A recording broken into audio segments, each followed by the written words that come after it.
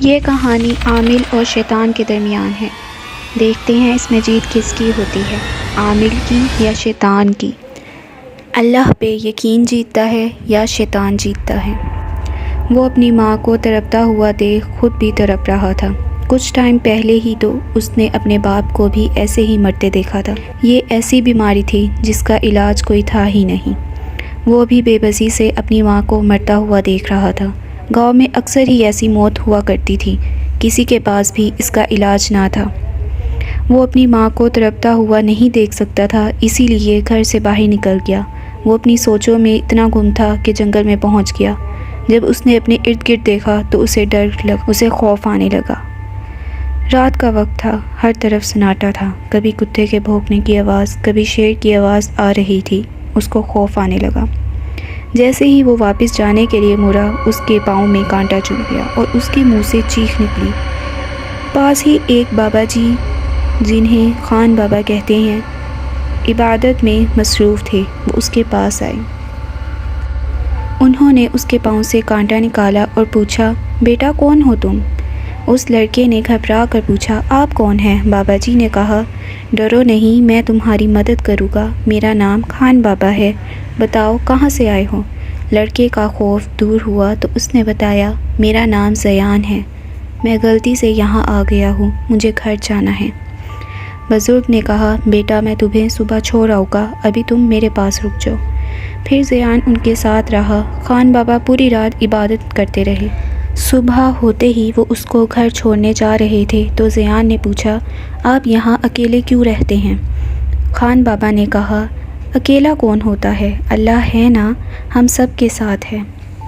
پھر بھی زیان کو تسلی نہیں ہوئی تو اس نے پوچھا، مگر آپ جنگل میں کیوں رہتے ہیں؟ کیا آپ کا کوئی گھر نہیں؟ خان بابا نے کہا، بیٹا یہ جنگل ہی تو میرا گھر ہے، یہ درخت اور پودے میرے بچے ہیں۔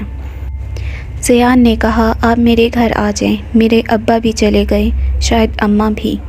خان بابا نے کہا، جانتا ہوں تمہارے ماں باپ کے ساتھ اچھا نہیں ہوا، اللہ غارت کرے شیطان کو بھی اور اس سے علم کروانے والے انسان کو بھی۔ میرا دل کرتا ہے میں شیطان کو مار دوں، کسی دن ڈھونڈ لیا نا تو مار دوں گا۔ خان بابا اس کو دیکھ کر حیران ہوئے اور سوچنے لگے، چلو بیٹا تمہارا گھر آ گیا ہے، تم جاؤ اپنا خیال رکھنا۔ زیان نے پوچھا، کیا میں آپ سے ملنے آ سکتا ہوں؟ خان بابا نے کہا، ضرور آ سکتے ہو، لیکن کسی کو پتہ نہ چلے۔ زیان روز پہلے پڑھنے جاتا، پھر خان بابا سے ملنے جاتا، کافی دیر ان سے باتیں کرتا رہتا۔ ان کے پاس اکثر دم کروانے بھی آیا کرتے تھے۔ ایک دن زیان نے خان بابا کو کسی سے بات کرتے دیکھا، مگر زیان کو تو وہ دکھ ہی نہیں رہا تھا۔ زیان نے ان سے پوچھا، آپ کس سے بات کر رہے تھے؟ مجھے تو یہاں کوئی نظر نہیں آ رہا۔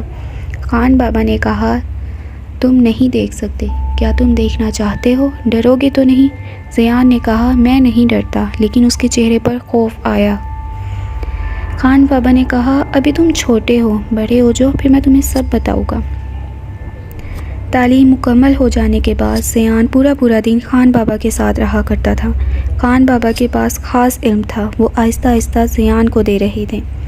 7 سال بعد، خان بابا مجھے آپ کی بہت یاد آئے گی۔ خان بابا کے جانے سے زیان بہت اداس ہو رہا تھا۔ ان کے علم کی وجہ سے وہ بہت بدل چکا تھا، اس سنجیدہ ہو گیا تھا اور خاموش رہتا تھا۔ خان بابا آپ واپس آئیں گے نا؟ وعدہ کریں۔ ہاں بچے، جب بھی ضرورت ہوگی میں آؤں گا، مگر تم بھی وعدہ کرو یہ علم اپنے ذاتی مفاد کے لیے استعمال نہیں کرو گے، اور کبھی بھی اپنے اوپر غرور مت کرنا کہ تم علم والے ہو۔ جی خان بابا، میرا وعدہ ہے آپ سے۔ بابا کے بتائے ہوئے علم کی حفاظت پوری ایمانداری سے کر رہا تھا۔ اب تو گاؤں کے بھی کافی لوگ اس کے پاس آیا کرتے تھے، وہ بھی سب سے خوش اخلاقی سے ملتا تھا۔